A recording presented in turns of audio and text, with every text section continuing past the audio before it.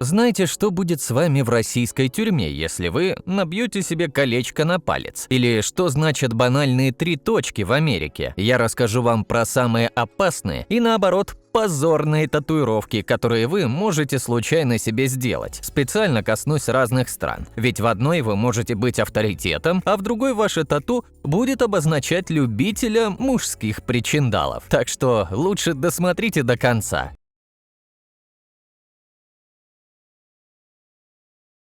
Но как вообще делают татуировки в местах лишения свободы? Из-за строгих ограничений, запретов в исправительных учреждениях, заключенные часто прибегают к изобретательности для создания татуировок. Традиционные чернила из гелиевых ручек, предпочитаемые за их качество и стойкость, недоступны в большинстве тюрем, что вынуждает заключенных искать альтернативные способы. Один из таких методов – использование сжженной резины, получаемой путем сжигания резиновых предметов, таких как каблуки обуви. Для приготовления чернил резина сжигается, капли собираются в банку и затем смешиваются с горячей водой до образования кашицеобразной смеси. Важно точно подобрать количество воды, чтобы достичь нужной консистенции. Полученная смесь процеживается через простыню, чтобы удалить крупные частицы и оставить однородную чернильную массу, которая затем используется для набивки татуировок. Татуировки, сделанные таким способом, отличаются долговечностью и глубоким цветом, в отличие от тех, которые выполнены с использованием туши или обычных чернил. Ужас, не так ли?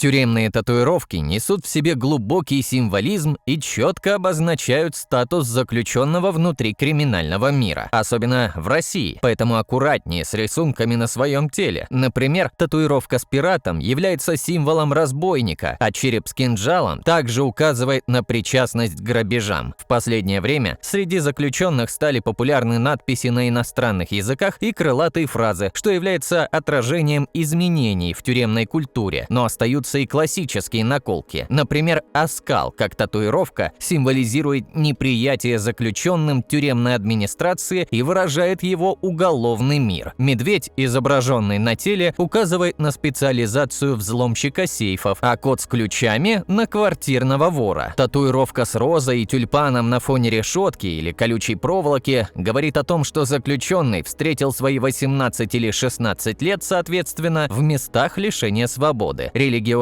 мотивы, такие как Богородица с младенцем, сегодня также популярны и могут символизировать длительное пребывание за решеткой. А что по поводу легендарных звезд на ключицах? Воровские звезды, которые ранее были знаком высокого статуса среди авторитетов, сейчас распространились и среди обычных заключенных, что немного уменьшило их значимость. Тем не менее, наличие таких татуировок может вызвать необходимость ответить за них по тюремным понятиям. Татуировки в виде перстней также могут многое рассказать о своем владельце, включая его прошлое и опыт в тюремной системе. Например, черный перстень с белым крестом может указывать на пребывание в определенных тюремных учреждениях. Но, как правило, перстней советуют избегать. А почему, расскажу в конце. Парусник и храм с куполами являются символами стремления к свободе и отбытия полного срока заключения соответственно. Эти и многие другие образы в тюремных татуировках играют ключевую роль в невербальной коммуникации среди заключенных и отражают сложную иерархию и взаимоотношения внутри криминального мира.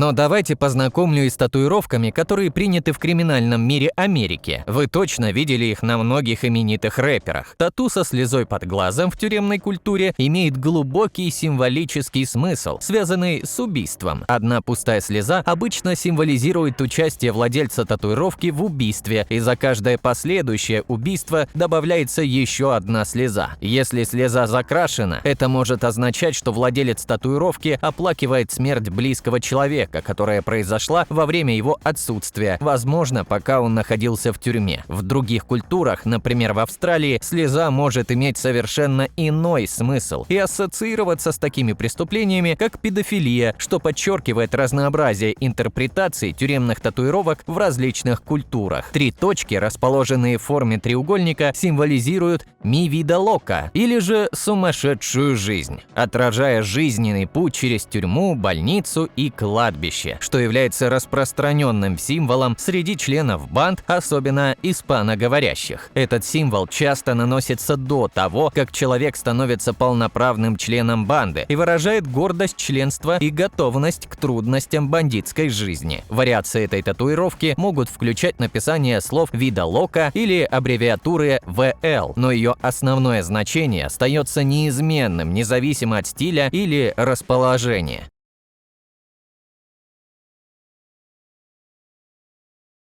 Татуировка с 5 точками, расположенными как 4 угла квадрата с одной точкой посередине, обычно наносятся между указательным и большим пальцами и символизирует время, проведенное в тюрьме. Центральная точка представляет собой заключенного, окруженного 4 стенами тюремной камеры. Этот символ встречается в тюремных культурах по всему миру и может быть связан с бандами, для которых важно число 5. Например, с латинскими королями. Про них я расскажу чуть дальше. Также этот символ может иметь более глубокое значение, связанное с чувством одиночества или тоской по свободе. Клоунские лица или маски, изображающие смех и плач, отражают неопределенность и непостоянство жизни, особенно в контексте тюремной или преступной среды. Эти символы популярны среди латиноамериканских банд и могут выражать философию «играть сегодня, платить завтра», что сходно со смыслом 3 точек и вида лока. Такие татуировки подчеркивают готовность принимать риски и неизбежность последствий преступного образа жизни. Паутина, особенно когда она наносится на локоть, шею или колено, часто ассоциируется с тюремным сроком, бандитской жизнью или наркотической зависимостью, символизируя ситуацию, из которой трудно выбраться. Каждое кольцо паутины может означать год, проведенный в тюрьме, или глубину принадлежности к банде. В некоторых случаях паутина может указывать на принадлежность к определенным националистическим или расистским группировкам, особенно если она связана с убийством по национальному признаку. На территории СНГ паутины тоже очень популярны, но связаны они с жизнью вопреки и вечной борьбой, показывают, что их владелец имеет свое мнение и не прогибается под обстоятельства. Чуть дальше я еще расскажу про международные тату.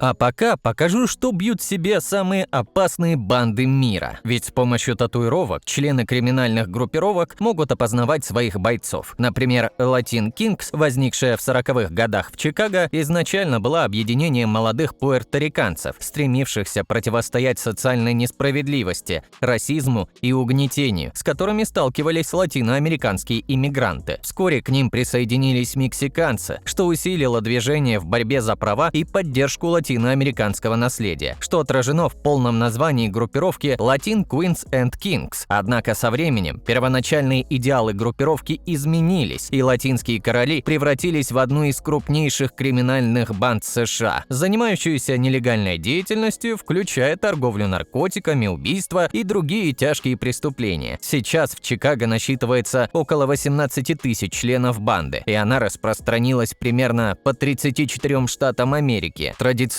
татуировка латинских королей – это пятиконечная корона, выполненная в черных, желтых и красных цветах, символизирующая власть и статус внутри группировки. Almighty Latin King Nation – ALKN или ALKQN, где Q от слова «королева», если татуировка на девушке.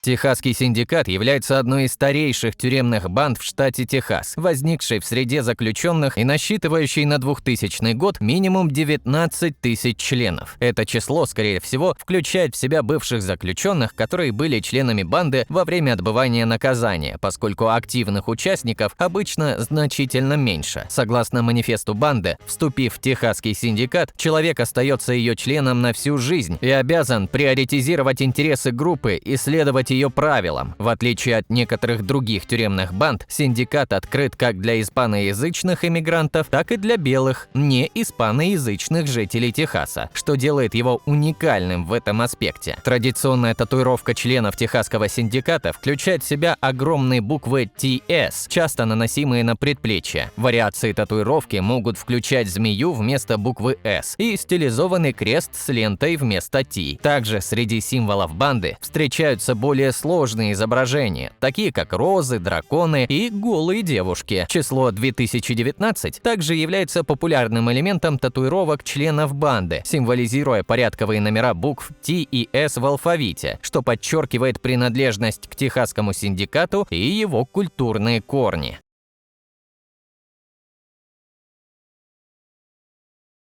Ну и, конечно, я обязан рассказать про Мара Сальватруччо, известную как МС-13. Это одна из самых известных и опасных банд как в Соединенных Штатах Америки, так и во всем мире. Банда получила свою репутацию из-за чрезвычайной жестокости и беспощадности своих действий, одним из примеров которых является расстрел семьи водителя в Сан-Франциско, чья машина мешала проезду члену банды. Созданная в 80-х годах сальвадорскими иммигрантами в Лос-Анджелесе, МС-13 быстро распространилась по всей территории США и другим странам, включая Гватемалу и Мексику. По оценкам, сегодня в рядах банды насчитывается около 70 тысяч членов, действующих в 42 штатах. Отличительной особенностью МС-13 является отсутствие строгой лидерской структуры, что, возможно, связано с ее большим размером и географическим распределением. Татуировки играют важную роль в идентификации членов МС-13. Часто можно встретить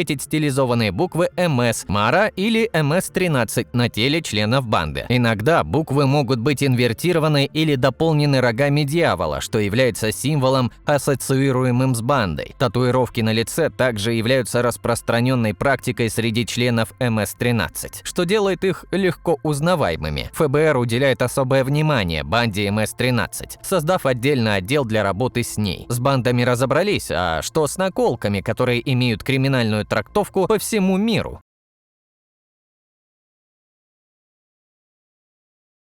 Татуировка в виде креста имеет различные значения в зависимости от культурного и географического контекста. В странах СНГ изображение креста часто связано с криминальным миром и воровской субкультурой, где оно символизирует признание и следование воровскому кодексу. В этом контексте размер креста может нести информацию о ранге и статусе осужденного в иерархии преступного мира. Чем больше крест, тем выше положение его владельца среди преступников. В Соединенных Штатах Америки и других западных странах значение татуировки с крестом может быть совершенно иным. Здесь она часто ассоциируется с христианством и духовным пробуждением, особенно среди заключенных, обращающихся к религии в поисках искупления и поддержки в трудные времена заключения. Таким образом, крест становится символом готовности нести свой крест, то есть преодолевать испытания, страдания и бороться с личными демонами. Татуировка дракона в тюремной субкультуре имеет различное значение в зависимости от региона. В европейских и западных странах татуировки с изображением дракона встречаются довольно редко из-за мистической и загадочной ауры, окружающей этих существ. Однако, когда дракон изображается летящим над замком или крепостью, это может символизировать заключение за преступления, связанные с хищением государственных ценностей. Это изображение служит аллюзией к легендам о драконах, нападающих на замки и похищающих сокровища, и может отражать восприятие заключенного о себе как о современном драконе, бросившем вызов власти и посягнувшем на ее богатство. В Восточной Азии, особенно в Японии, татуировка дракона имеет глубокое культурное и символическое значение, особенно среди членов якудза, известной японской преступной группировки. В этом контексте дракон не просто мифическое существо, он символизирует мудрость, удачу и власть. Татуировки с драконом часто наносятся на тело глав кланов якудза, подчеркивая их высокий статус, авторитет и драконову силу в иерархии организации. Эти татуировки могут занимать большие участки тела и часто выполнены в традиционном японском стиле ирадзуми, что делает их ярким и впечатляющим произведением искусства.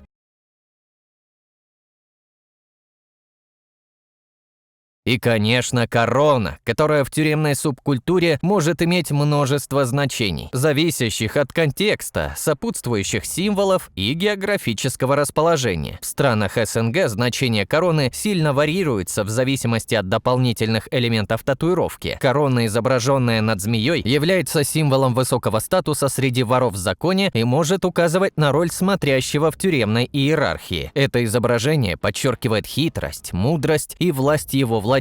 Тигр с короной и черепом в лапах символизирует агрессивность и стремление к насилию, отражая характер и поведение человека в криминальном мире. Корона в сочетании с красными карточными мастями, известная как король всех мастей, может быть нанесена насильно в качестве клейма для тех, кого подозревают в гомосексуальности. Корона, нанесенная на спине, обозначает униженного или опущенного заключенного, что является одним из самых тяжелых клейм в тюремной иерархии. В США и других странах, где активна латиноамериканская банда The Latin Kings, корона является знаком принадлежности к этой опасной и многочисленной группировке. Татуировка короны символизирует власть, единство и приверженность идеалам банды. Расположение татуировки на теле может указывать на статус владельца среди королей. Чем ближе к голове, тем выше статус члена банды.